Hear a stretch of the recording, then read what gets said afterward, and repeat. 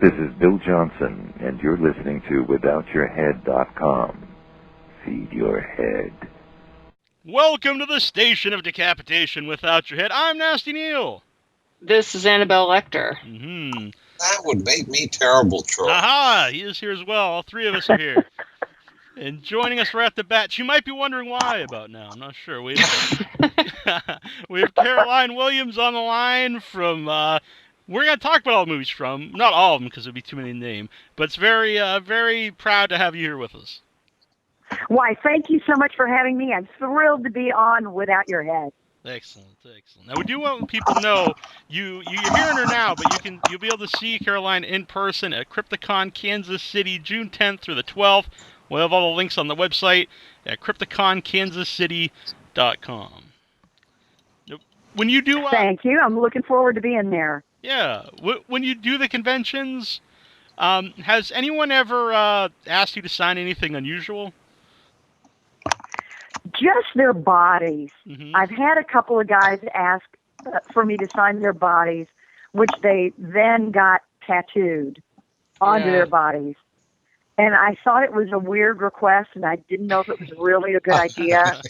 Mm-hmm. And I checked it with my manager, who was on site at the time, and he said, "Hey, go ahead." Mm-hmm. So I did. Then do they come back and see you when they're tattooed? One of the guys did, and he was still just as drunk as he was when he had me sign his neck.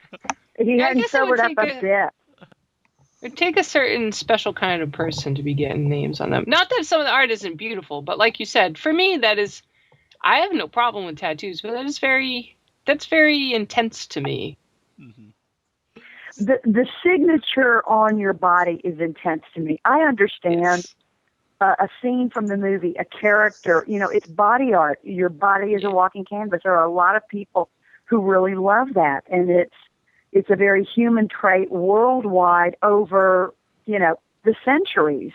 Yeah. Body art is a normal thing, and you commemorate, important cultural artifacts and times in your life and people that you love and things like that. I totally get it. But the signature threw me a little bit because it's just a signature. There was no face. Maybe that was coming. I don't know. I didn't know how to handle it. It was strange. Uh-huh. Were there other signatures there? Because that would be interesting if someone wouldn't get a person's face until they had the autograph. I wonder if anybody does that. I think it goes usually the other order. Yeah. The way I've usually seen it, I've seen so many Freddys and Jasons and Leatherfaces and Chop Chops and Chuckies and you name it. You name the bad guy character. They're on people's body parts, and I totally get that. I've seen fewer women, but when I have seen women, frequently it's Barbara Steele, it's Elvira, the women whose appearances are a little more elaborate and more immediately identifiable. Yeah. Heather Langenkamp can look like your girlfriend, Yeah. And Adrienne King, unless she's in the boat, could be anybody. Yeah. Amy Steele, if she's not holding the pitchfork in front of her, you're not going to know who she is. So, and I'm the same way. I mean, Caroline Williams without key identifiers, a key prop, without the chainsaw in my hand or something. I mean, it's a little tougher to make that ID. That is really interesting. But I know, maybe Kane Hodder's pretty well known in the horror world, but to the average person, they would be like, oh, that's this character, but who is that guy? But it's interesting that it's about the face and not just... It's almost always about the guy in the mask. The mask really has significance. And girls are rarely masked. Women are rarely masked. I'm all about it. my I can't profile think of pictures are one. usually with masks. Me! Now, I know I'm not. Exactly. I'm not quite, I don't think anybody's going to get tattoos of Annabelle Lecter at any time. But that's very true. That's very interesting. Mm-hmm. We were at a convention once where Sid Haig, someone asked him to sign it was a guy asked Sid Haig to sign his ass. It was, and the look on Sid Haig's face was very funny. Sanitation issues ensue when it's getting that close to home. Do you know what I'm saying? It's a very long though. marker. Very long marker, yeah. And I got to tell you, Sid has a sense of humor. He'll go there. Yeah. Oh, he did it. He'll go there. And yeah. I really regret not taking out the camera, but Sid might not regret that. Yeah. But I also want to mention Texas Chainsaw Massacre 2, the Collector's Edition, 2-disc Blu-ray set from Shout Factory. It's either out now or it's coming out. Now, it's got, is that all new commentary track on that? There are some intriguing new interviews, behind the scenes, props, artifacts, photos, film clips, B-roll. There was a young man named Eric Lasher who, during the course of filming, was Toby's assistant on the film. And the guy documented every single moment, from the time Toby awakened in the morning until he did not go to bed at night, because Toby was also editing Invaders from Mars at the time. And he was pretty much on a hamster wheel during the course of our production. And there were so many props. There were so many costumes, pieces of furniture, sound. So many things that Eric registered and shot and filmed and recorded and photographed and kept.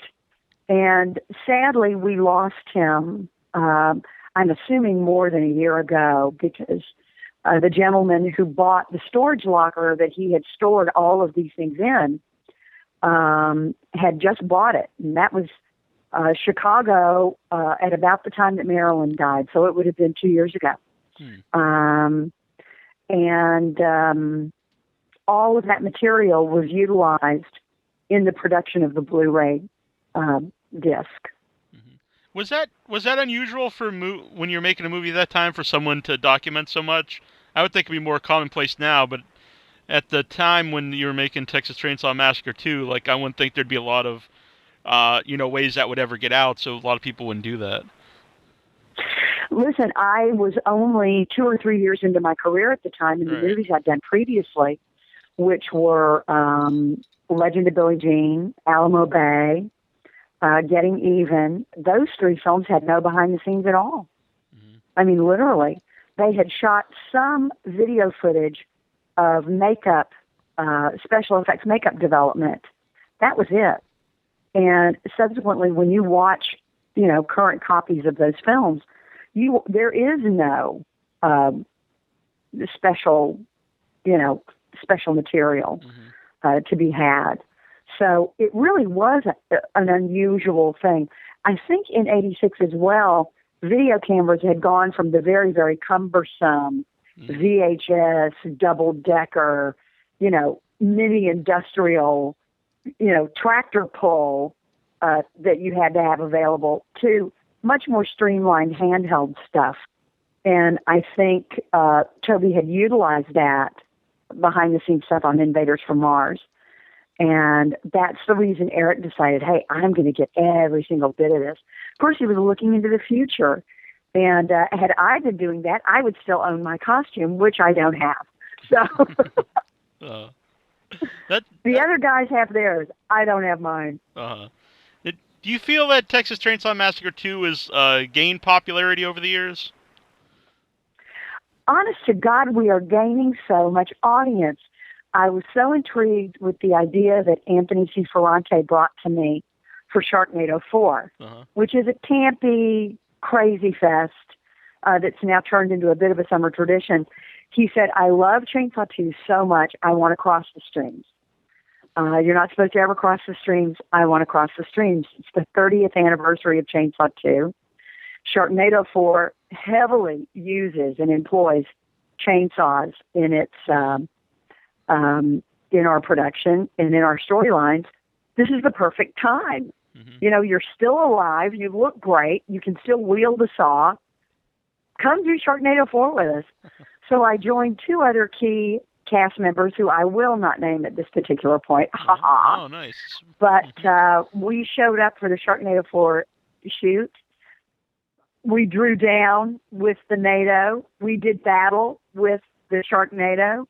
And whether we come out ahead or not, I will not know until July 31st in Las Vegas at the Stratosphere Hotel, where we will premiere. But trust me, leading into the premiere date, Sci-Fi fully intends to entice you and tempt you with all kinds of crazy film clips. Our first trailer just came out. It's on my Facebook website. It's on Twitter. You can find me at Willie Caroline. And on Instagram, Willie Caroline. All that material is out there, and it's just going to bounce around even more before July 31st. I really love the Sharknado posters out there. They have the one that's it's like a parody of the episode 7 of the Star Wars poster. I think it's like really well done. The Fourth Awakens, yes. Absolutely. They know, where to dip and dive into the current culture. And one of the really fun things is we will be at Comic-Con this year. We will have panels, screenings, Q&As, parties, and all kinds of activities in conjunction with the film. So I'm really looking forward to meeting the sci-fi fans with Sharknado 4 and joining Ian Ziering and Tara Reid, some of the other cast members who are going to be big surprises.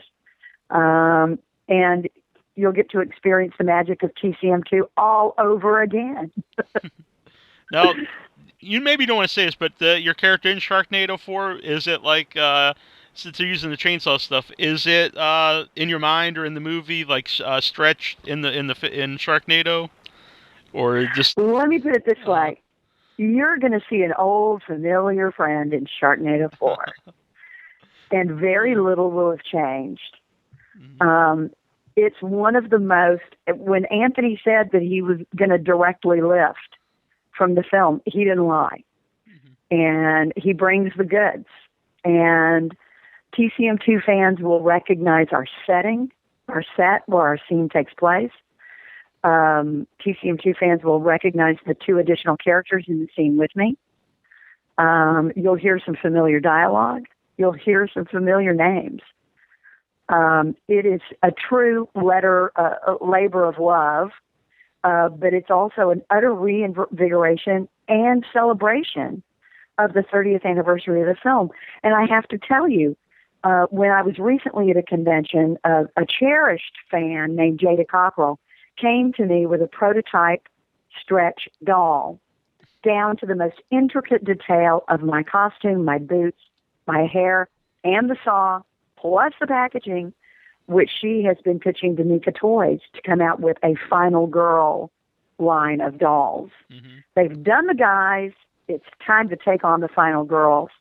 And she brought dolls for me as Stretch, for the girls of Nightmare on Elm Street, and the girls from Friday the 13th.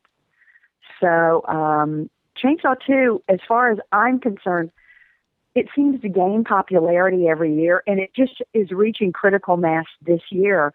Days of the Dead is doing a series of family reunions with us. The movie's being screened all over different locations in the U.S. Billy Mosley just showed up in Portland, Oregon for a midnight screening. More fans than ever are turning out.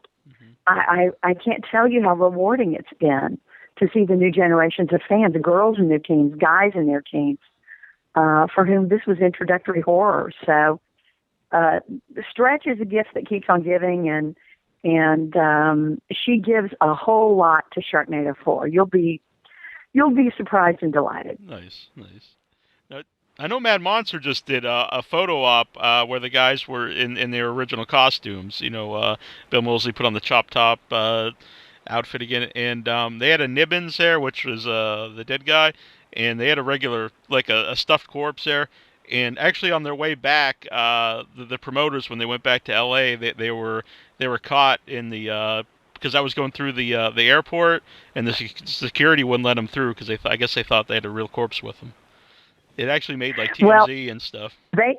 I know. They had to really inspect that doll. That was the original Nubbins. Uh-huh. And while Nubbins, in his infancy, when he was brand spanking new and mega scary and fresh as a daisy, he smelled like a pile of shit. And today, he has petrified sufficiently that the smell is gone. And he's rigid like a corpse would be. He is no longer the fleshy, gooshy, schmooshy little fella that we once knew and loved.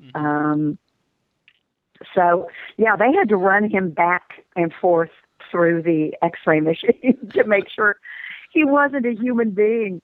But we had a delightful time at Mad Monster Party, and the reception that reunion poster drew, and especially having me in it with the boys, the fans were just overjoyed. It was really fun. And what I've decided to do, since I no longer have my costume, I know there are copies of it, and I know there are seconds and thirds of it from the original production, somewhere in a box, somewhere. It's out there. But what I'm doing with some of the photo ops that will be coming up in the future, and we're hopeful that there will be more, is I'm just going to replicate the costume to the very best of my ability. And, see how well that goes over. I think that the fans will love me in the shorts. I'm restricted to wearing the shorts only for those photo ops. Can't wear them at any of the cons, can't wear them to any other appearances. I am limited, but looking forward to it. Very much looking forward to it if we do it again. Nice. Yeah, Eben with Mad Monster. It's always a great time at Mad Monster. They really run a fun convention. Yeah, he's tremendous, and he managed to. I've made a whole group of professional changes in the last few months. I have an entirely new team now, and trying to get me shoehorned into that Mad Monster Party really took some doing. But Eben, I tell you, the guy is filled with devotion to the fans, to the con. He knows what they want to see. He knows what they want, and he got my ass in there. And I cannot thank him enough from the bottom of my heart. He is an absolute solid mensch. He really, when you see him at the shows, he never really can stop for anything. He is practically running the entire time. He's just has a determined look on his face, and he is getting stuff done. Listen, these things are like being in production on a movie. Yeah. And things are constantly going wrong, going right, going too wrong. And all of those assistants, all the people that essentially work for free or signatures or just hanging out time, they're at a dead run all the time. That's a big job. Yeah. Why do you think it is that the movie is found its audience, since it's been out for so long?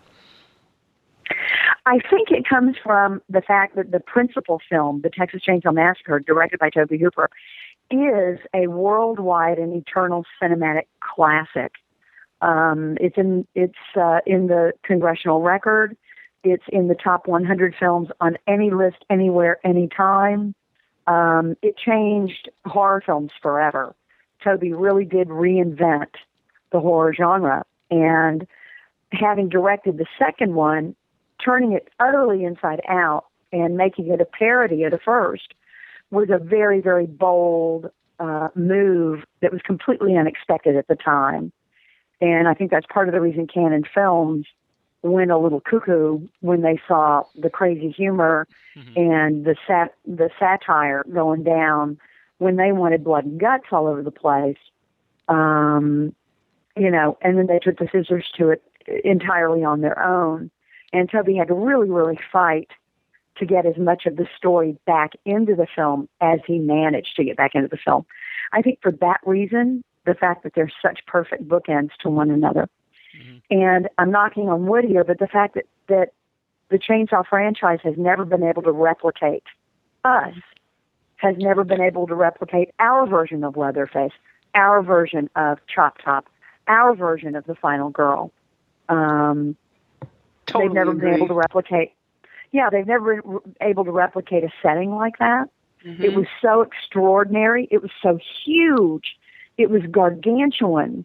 It was all-encompassing, and it informed that look of the film more than anything. That set, I think it just set Chainsaw fans' minds and imaginations on fire. Yeah. And it is still an Oz. It's a version of Oz for a horror film fan. Mm-hmm. And nobody's been able to replicate that since. You can go in a sci-fi direction, and that's fine.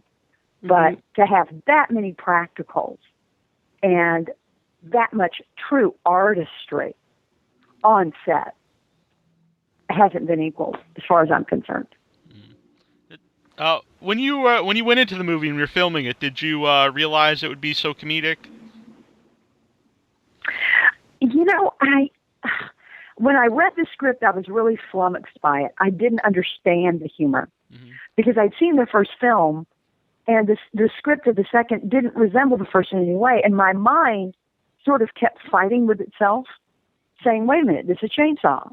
You know, where's the hook? You know, where's the freezer? Where's the gas station?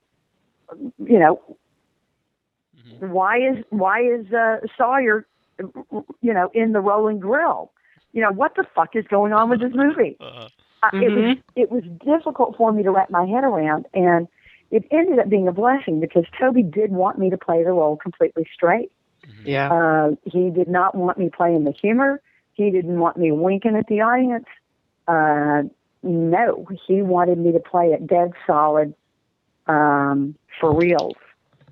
And the character that got to have the wink and a smile, in a manner of speaking, was Chop Top and LG. Those were the two characters who were actually in on the joke. And I think that also lends an unusual specificity to Chainsaw 2 that, once again, you can't replicate. I mean, L.M. Kit Carson wrote dialogue for the ages. Whenever I come to conventions, I bring the final draft script that Toby and Kit signed for me. Our last shooting day was July 4th, and that is the seal, and that is the date on the final draft shooting script. It has every single line of dialogue, every character, every scene, every scenario, every setup that did or did not make it into the film. And, you know, there are big chunky pieces of storyline that were left along the wayside that are in that script. And Kit Carson's mind was as crazy as Toby's. They brought out the absolute best and worst in each other, and it made the movie so much better, you know, than anybody could have imagined.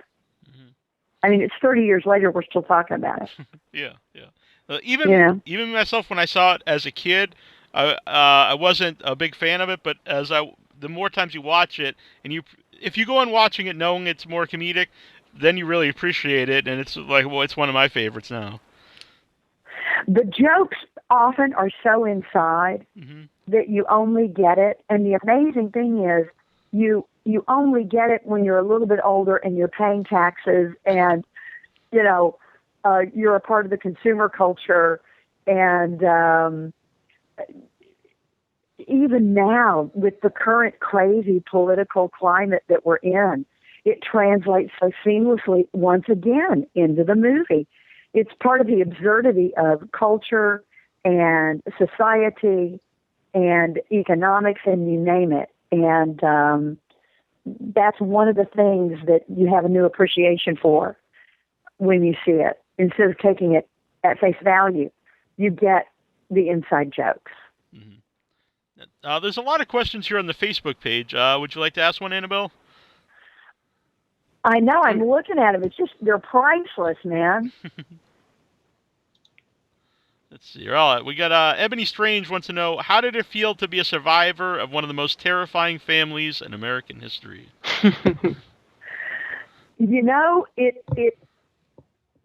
the difference between me and Marilyn, and that was one of the things that to this day I think about, and I know a lot of fans think about it because they talk about it.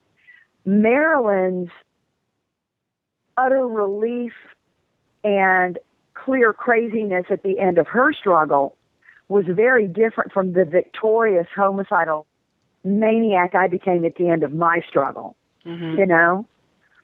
We both survived the family, and we both survived, in a way, the very same dinner scene. Mm-hmm. But her struggle to escape and my struggle ended with me saying, okay, this is now my territory. I live here now. I'm not getting in the back of some passersby truck to find my way back to civilization. I am staying here. Very, very different mindset. And one of the things I like the most about it, I love the victorious stance at the end. That chainsaw dance was so much fun. And of course, Toby wanted to shoot that when we weren't even 2 weeks into filming. He wanted to go out to Texas Battleland and get that side of the 3-story drop-off of me dancing at the edge. And I'd never held a running chainsaw in my life in my hand.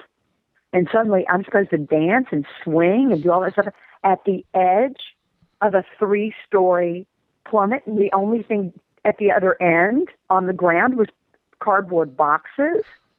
You kidding me? And I remember I said, Toby, I don't feel ready. I've got to get familiar with the side. I can't do this. And he went, well, go the fuck home, Dad.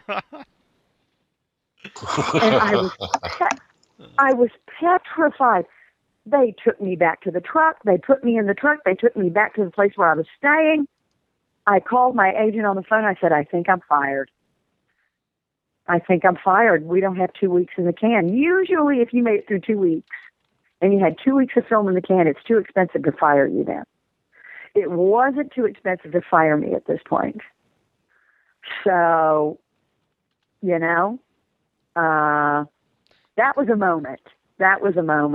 And luckily, the next day, we all went back to work, and you'd never know anything had happened. Mm-hmm. Toby was just as happy as he could be. We just set about shooting our day. It was crazy. Now, when you're actually acting, you know, in like the elements and things are actually there, does that add to you getting into the role, or does it ever take away? Like maybe you're too worried about something's going on, or does it just help the fear you're trying to convey? It is immeasurably easier to be on a set that is fully practical and usable, and you are fully and completely a part of that environment. It's like when you're a little kid playing in your treehouse, or when you're a little kid swinging in your tire swing, or you're a little kid speeding down the street on your bike, pretending. You can give yourself over to the fantasy so much more thoroughly and so much more visibly and exuberantly when you've got that kind of playground to play in.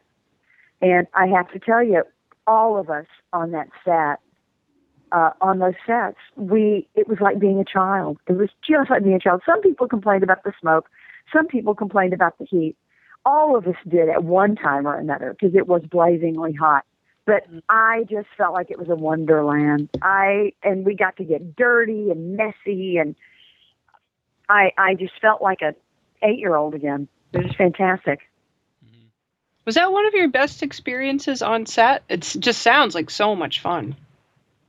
You know, to this day, I can honestly say it was very much one of the best, literally one of the best. I've worked on some of the backlots in Hollywood, but most of the shows that I've worked on when I've been on the lots have been more standard suburbanite office. You know, you didn't get into all the fantastical, crazy stuff. I have to say, on Sharknado 4, Anthony Ferrante wanted to go back there. He really wanted to use a practical set and use a location that was really going to translate to the action. And once again, there we were in the dirt and the dust and the blowing winds and the saws in our hands. It was just fantastic. To this day, it goes down as one of the very best experiences that I ever had as a movie star. Yeah. Yeah. Anyone to use practical Sharknado. We did not use any practical Sharknados, but we did use practical other. And having the saw back in my hand and performing with the saw in a way that the fans will completely embrace and enjoy was a great, great moment, I have to say. I didn't want to stop. It was fantastic. Let's see here. George James Fraser wants to know, he's got a few here. Do you enter all auditions screaming your face off? Do I enter what? All auditions screaming your face off. No. Just I only did it for that particular one. Although I will say there was another audition, and this one happened before the Chainsaw audition for Legend of Billie Jean, where they were bringing us in a boy and girl at a time to be the boy and the girl in the truck. And they seated us in chairs next to each other, and we were supposed to work the driving action and the dialogue in the audition. What I noted on the script was a piece of the script that was included and not excluded, which was the truck wreck itself, where the truck rolls over. And the boy and the girl have to climb out of the wreckage to say, don't shoot her. And I remember one of the things I did is I rocked back and forth, simulating the crazy drive we were on, and then I rolled over with my chair, and I crawled out from under my chair. There's nothing wrong with getting physical in an audition if it's a physical audition. Mm-hmm. And if those stage directions are in there, because they want to know that you are a kinetic and energetic character. Now, I'm not saying go into every audition ready to go balls out and leap into a sword fight, because the way things are done today, if you have to have specific fighting skills, things like that, they take you to a rehearsal hall. They check that stuff. Yeah. But I will say, back in the day, when other people are playing it safe, it's not all bad to take a chance. It really isn't. See, no, by the way, if you guys call in, just wait till we call on you, and we'll get right to you. A few people called in, and they were a little impatient and hung up. But they don't know, Neil. Well, they don't know how they don't run a podcast for over 10 years. I would think if someone was speaking, no, why would they know? Well, I don't think you would just interrupt the guest to call on someone. So I'll just let them know, if you'd like to call in, just call in, and we'll get your question right after whoever's talking is finished. Do you have another question from Facebook, Annabelle? Yes. Vera Neuhoff, she's from over in Germany.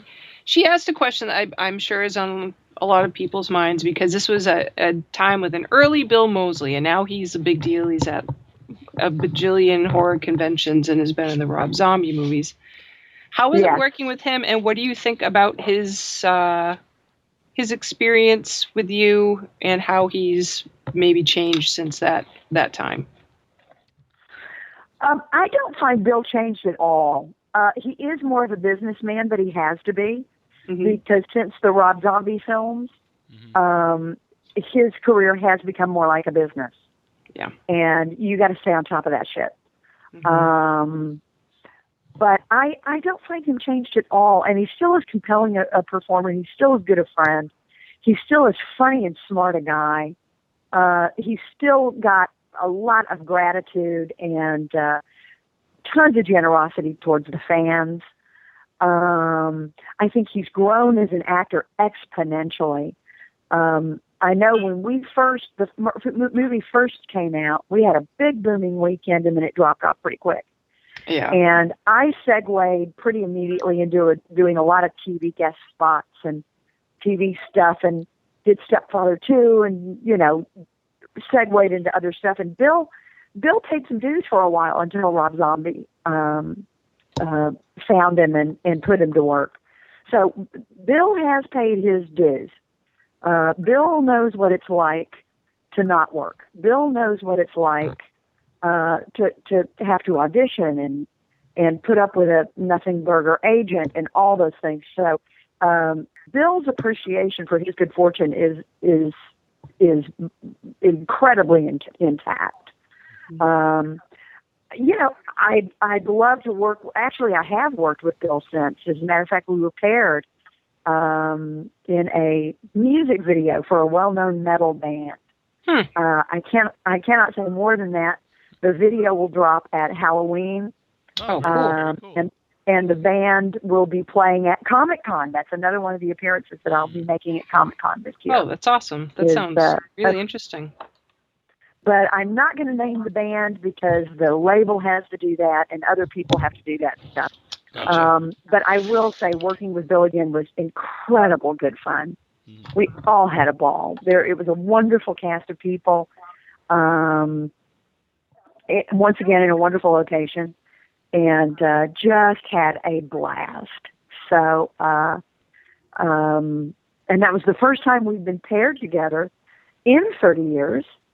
Wow. And it was just a little earlier in the year, so still within the 30-year anniversary framework that is rolling out this year to be such a big deal, you know?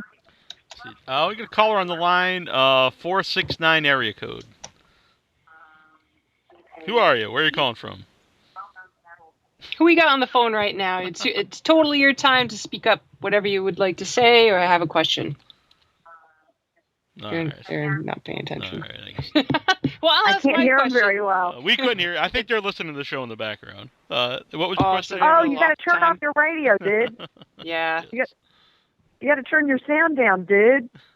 It's Caroline. Talk to me. Nah, we scared them off now. Or she. Well, maybe they'll come back. Yeah. Maybe they'll come back. Like I said, a lot of people, they're not used to doing the podcast thing, and they don't know there's a time delay and all that junk. So, I understand.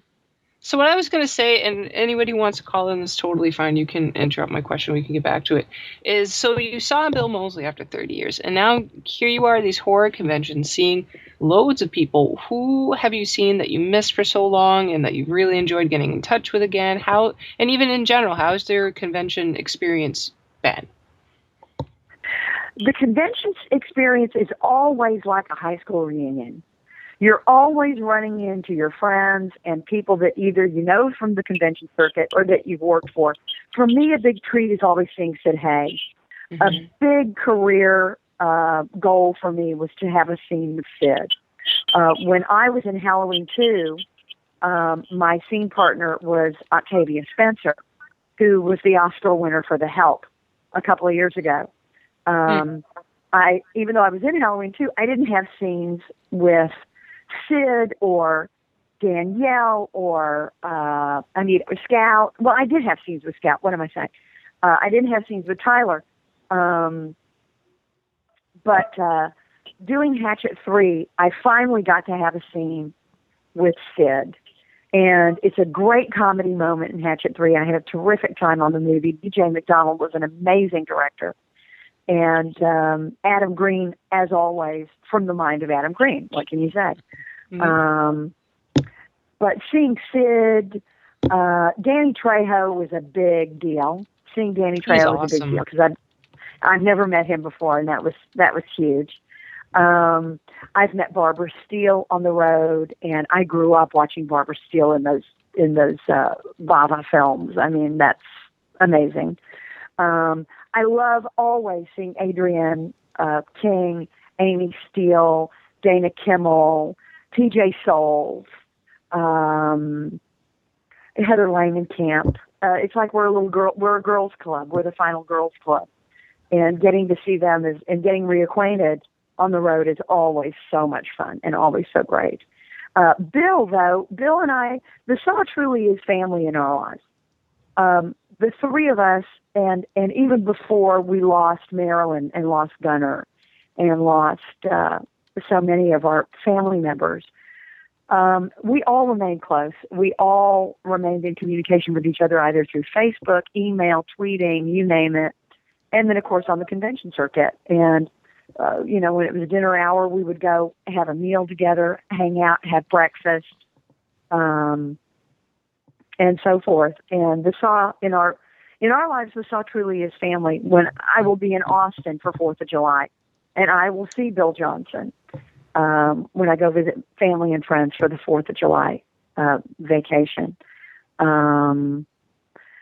you know, it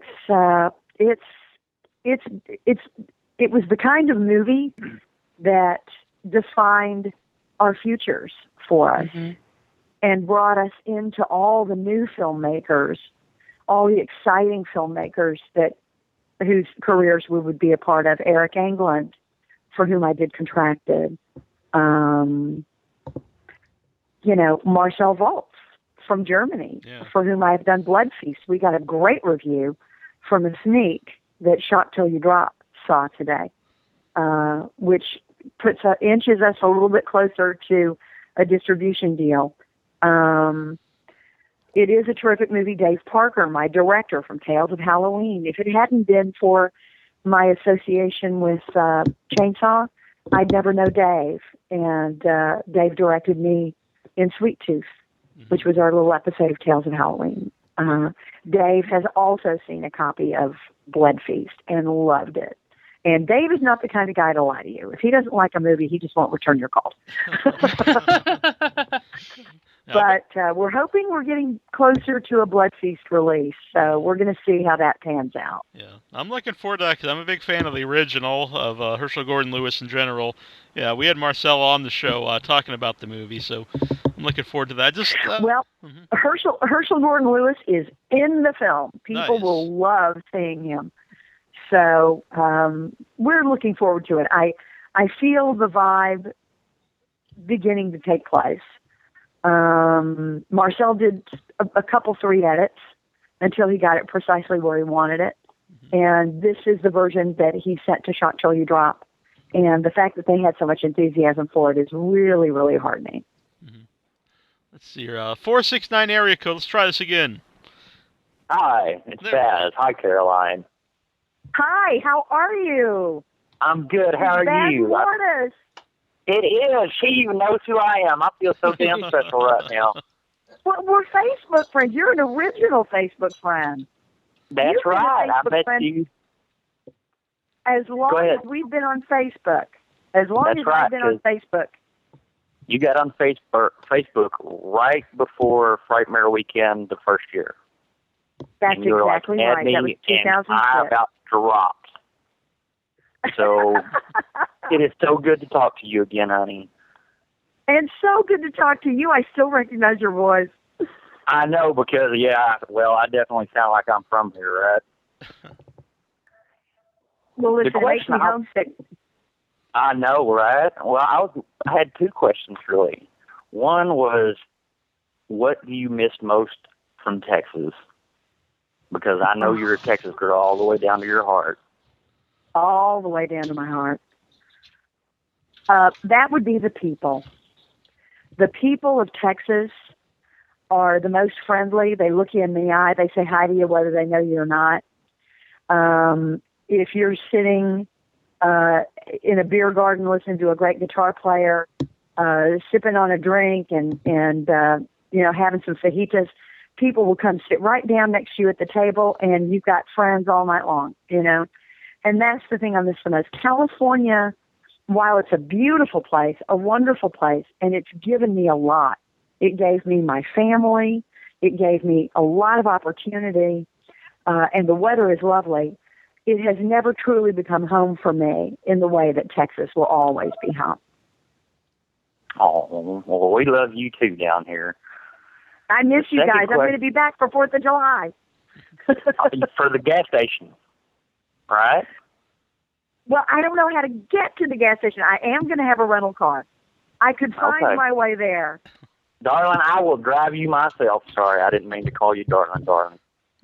Oh, hey, I'm going to ask real quick. Are you guys talking about Roy Rose's done a gas station that he's rescued? Yeah, oh, God.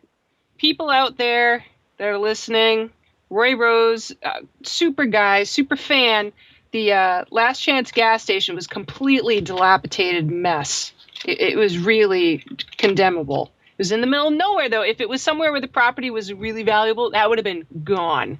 It was in the middle of nowhere, and Roy took it, and he's done so much with it. I've seen some pictures. There's like a hotel aspect. There's total respect for the horror films. It looks amazing. I don't know if he's still doing it as a music venue or not, But there's all kinds of plans, and I'm very excited for that to happen. Well, you should get him on the show, Neil, because really, that is a a brilliant idea. The fact that he took such tender, loving care with that location just says everything about the fans of the Saw, and it tells you the familial, eternal feeling that people have and will have for the Texas Chainsaw Massacre. That's one of the things that makes me feel so great. Yeah. And what was we'd love to have him on the show. That'd be very cool. And we'll be in Texas next year for Texas Frightmare. Yeah, we'll have to make a trip. And we've got a few Texas good Texas buddies that are from the show, like Ebony and Scott, and we'll have to make some kind of pilgrimage, I think. Well, what I missed from Texas was the barbecue. Oh God, I love. And the thing is, out here, I love Tex-Mex and I love barbecue, and you can't get either one in California. And you can find shabby substitutes, but it just makes me yearn. It makes me yearn to be home.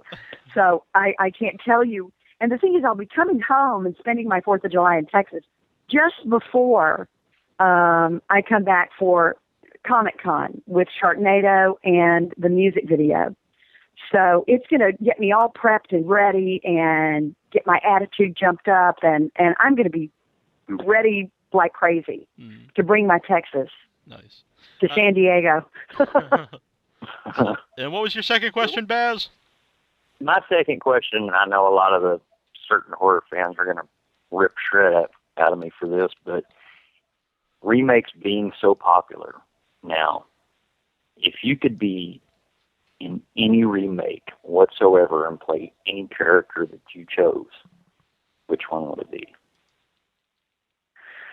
Oh, God, that is so hard because on the one hand, I love the place of honor that I inhabit in Texas Chainsaw Massacre 2.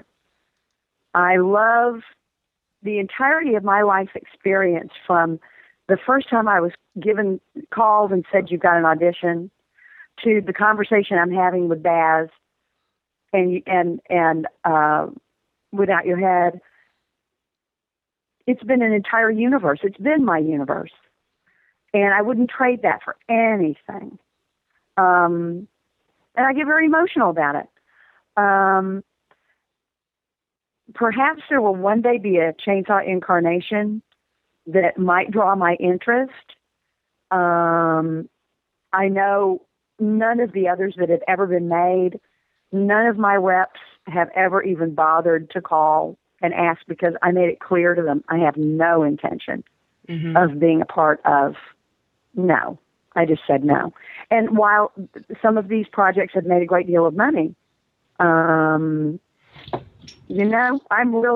happy where I am, in many ways. I cannot imagine there would be another incarnation that would be as good as what I've already done. Well, thanks for calling in, Baz. It was very cool to hear from you. Yeah. No problem. Thank you so much. Baz, so wonderful to talk to you. It's so good to talk to you, and it's so good to hear your voice. I can't wait to see you again, sweetie. You have a great night, okay? Well, I'm going to be in Austin staying at a very well-known hotel downtown. Okay, you know what I mean. You know how to get a hold of me, so I will travel down to Austin quick. You know I do. I will message you, my friend. Okay. You have a good night, sweetie. I look forward to seeing you. I'll be there. Bye-bye. See you, Baz. Bye. No, let's see. I mean, seriously, how many actors can actually have friendships with the fans of their movie? I think that's great, and that speaks highly of you. That not to see him as a fan, to see him as a friend of yours. That's great. Yeah, the people. Yeah, I mean, from the time I became aware of conventions and became aware of the fan support that was still available at the 20th anniversary, when I joined my beloved Lou Perriman and all my beloved friends in Dallas for the very first Frightmare. That's when I met Baz.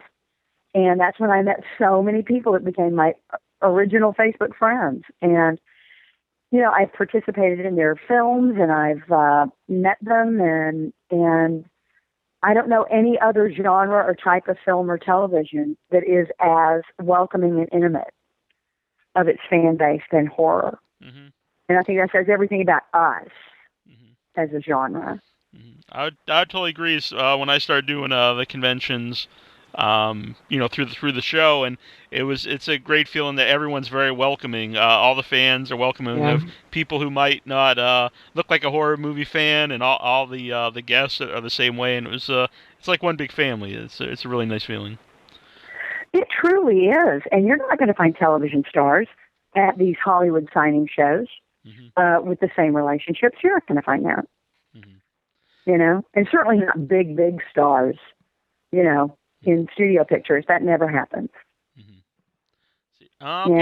People are nice enough to, we just tried this out for the first time, so you'll be the first recipient of the headless hotline here.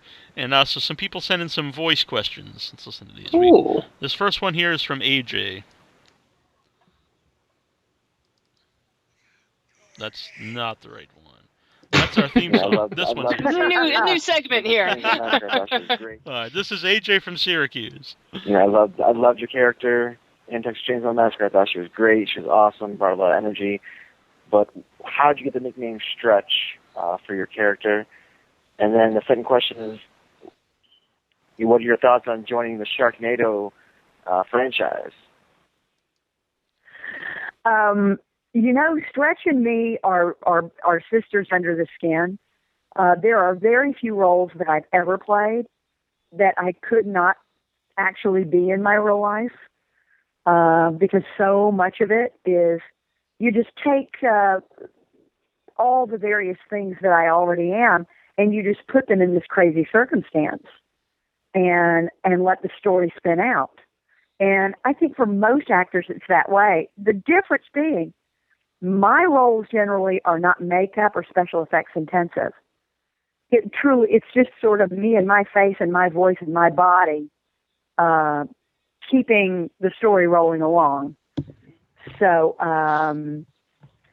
you know, that's what that's about. I don't have to contend with a mask or heavy makeup or a lot of props or anything else. That is a much bigger challenge. That really is a much bigger challenge for an actor. But joining the Sharknado franchise, like I said, I would never have done it if Anthony C. Ferrante, our director, had not come to me with this crossover storyline and this crossover opportunity. I thought it was ingenious. It's a satire of a satire. It's a parody of a parody. And I thought this is too priceless an opportunity for me to let go. So I had to say yes. Cool. Next one here is from Juju B. This is Juju B.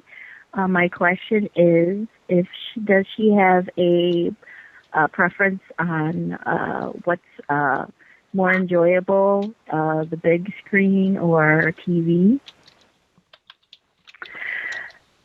You know, for me, it's all related to the part itself. I don't care if it shows up in a movie theater or on the television screen. I can't say that I've ever really gotten used to watching things on my iPad or my phone. The movie-going experience is always going to be a big priority for me, just for my own personal enjoyment. I love going to a movie theater to see a movie. I rarely wait for a movie that I know I'm going to be interested in. I rarely wait for it to come out on cable or Dish or TV or any of those things, because the movie-going experience is so sublime. But right now, a lot of the best roles that are available to me are on television. And as I said previously, I've got a whole new team, new manager, new agent, new PR, and a new conventions rep. So all of our forces are now being brought to bear on finding the very best parts that are available for me to play. And believe it or not, there's a lot out there for women my age, especially in our genre, because our fans are loyal and they do want to see us. They do want to see Barbara Crampton and Dee Wallace and Camille Keaton. Danielle Harris, Scout Compton Taylor. They want to see us, and we're there. And do you think a lot of that is that a lot of the current horror directors, are big fans and love the genre itself, so they like to, incorporate people that they know from other horror films? I think it's right now. I think horror is so. It's such an overarching influence on television as well. American Horror Story, Scream Queens, everything on the Chiller Channel, half the things that you see on Sci-Fi. Horror has and continues to be an incredibly popular genre. James Wan has segued from horror into action adventure, but he always goes back to horror. It's the eternal struggle between good and evil. It's the eternal struggle within the soul of human beings with their good and their evil. Those are enduring mythologies. That's an enduring human construction. And a filmmaker will always be exploring one of the many angles of that basic story. It's a part of the human experience. So, horror is here to stay. Toby used to say horror is simply the new Western. In the 30s, 40s, 50s, everybody was watching Westerns. And then Sam Peckinpah came along. Peckinpah was the Rob Zombie of Westerns. Today, Rob Zombie is the Sam Peckinpah of horror. So we've come full circle, That's a really, really interesting way to put it. And as you were talking about this journey, and maybe not everybody in the audience is going to know what I'm talking about, and if they don't and they're fascinated by storytelling, they should check it out. Do you know who Joseph Campbell is? Absolutely. The Hero Has 1,000 Faces. Yeah. It's so great. If anybody, I was a real student of Campbell when I was in college and beyond, and those archetypes have always stayed with me. And if you're not addressing those basic archetypes, I don't want to see your movie. Yeah, and it is funny because I was just talking with a friend the other night who's trying to come up with a script, and I was going over some of the elements of it and trying to say, you do have these archetypes. You have these like standards of there's, the hero, there's either a girlfriend or a boyfriend, there's the funny guy, there's the jerk, there's all these different things, but we have that in our life. So even though you're seeing that very similar setup over and over and over throughout your lifetime of watching movies and reading stories, there's something about it that's so us. It's just, it doesn't get old as long as it's either really funny or the acting is amazing or a combination of those things. But without that, you can have a good story. But I think those are the most beloved stories, the ones that you really feel like you. I'm trying to say, when you can relate with the character in your own life, and really, like Dave Deadman asked a question I'm going to follow into, but he mentions the appearances of women now in film, like the more modern horror, of being very, very polished, as opposed to then. There's something relatable for a beautiful woman who's just naturally beautiful and doesn't look all like you're a beautiful woman, but you don't. You know what I mean? Because I'm sure you get complimented all the time. It's different to have. Go ahead. But it's different when you have a supermodel playing a police detective. If you've ever been to a police station, or if you've ever seen a police woman on her beat, they don't look like that. No. Even if they're beautiful, they're probably not going to wear all this makeup to do their job, do their hair. Well, no. Maybe they could, but it's not as believable. Yeah. I think the human experience, and one of the things that keeps us going throughout life in our entertainment choices, literature, music, is that common chord, the thing that unites us. We love not feeling alone. The world can be alienating and challenging and lonely. And when you can see that loneliness reflected in other characters, when you can see other characters coming to help that individual, when you can see your own struggles. We live in a very human world. Everybody has a job or an occupation of some kind. Even if they're a basic tribesman, somebody has to cut the trees down, somebody has to make the fabric, somebody has to cook the food. Human experience is predicated on our human bodies and our human minds. And there's just nothing quite like being able to watch a movie where you identify with one of the characters in the film, and you can watch that struggle and that very human experience unfold. It is really interesting when you go along, and in horror movies, so many people are eliminated, and it becomes this thing about, it is survival. The idea of the film is that hopefully this person will, if you like them, will survive through the end, but just the sense of loss in that, and this person going through whatever it is, and they still survive. If they don't, it's a whole other thing, and some of the audience will like that or not. But that's the story too. Yeah, that's the story too. It can get a little crazy. Mm-hmm. Did you want to ask another question? Because we have one more audio one here, Annabelle. Oh, it's fine. Go with that. Sure. All right, here we go. Okay, this is Bob the Saw Elmore. And this is to Caroline Williams. I just want to say hi. How you doing? It's Bob Elmore. I appreciate everything you've done for me and my family. Oh, and all the Bob. best to you, baby. Honey, I love you. And like I was saying earlier in the interview, the Saw is family. We are there for each other, and we show up for each other. And I'm always there for you, Bob. Always, always. And I was really happy to see that they have a special interview on that new 2-disc DVD Blu-ray set with Bob, because sometimes he's overlooked for a long time.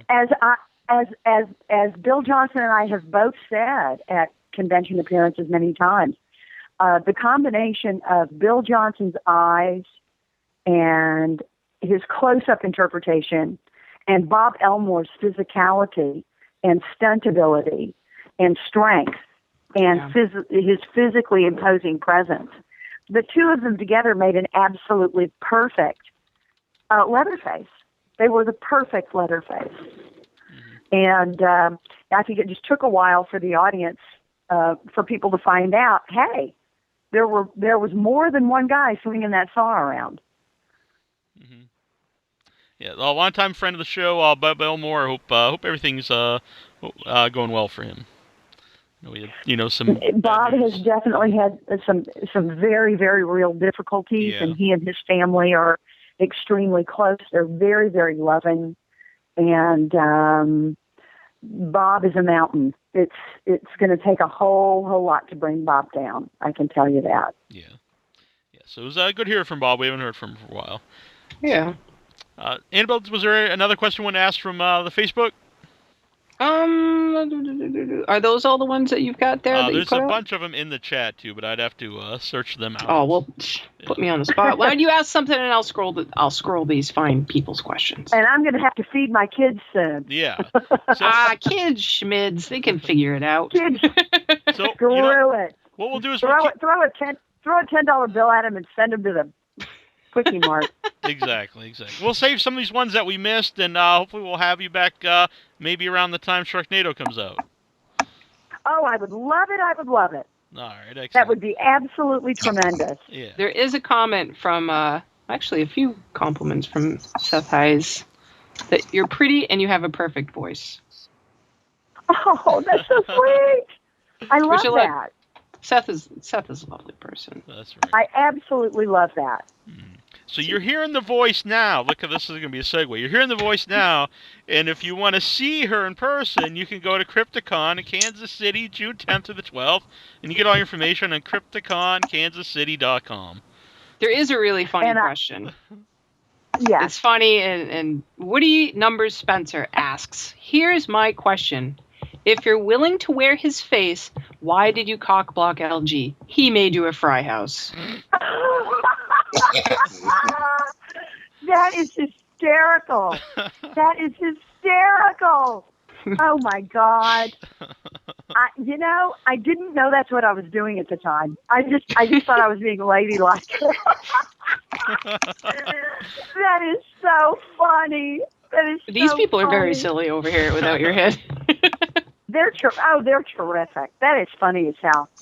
I'm gonna have to remember that one.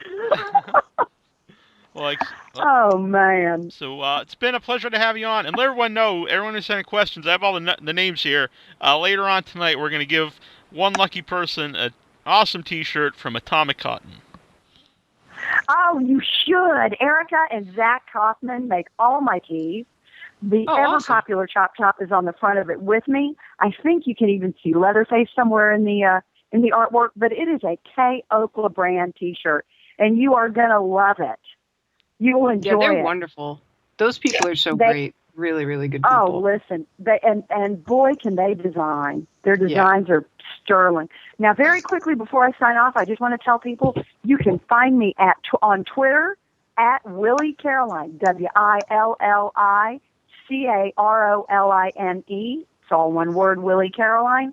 And on Instagram, the very same thing. Hope to see you guys. Excellent. Thanks again. Absolutely. It's been a pleasure to have you. Thank you so much. Yeah. This was so fun, guys.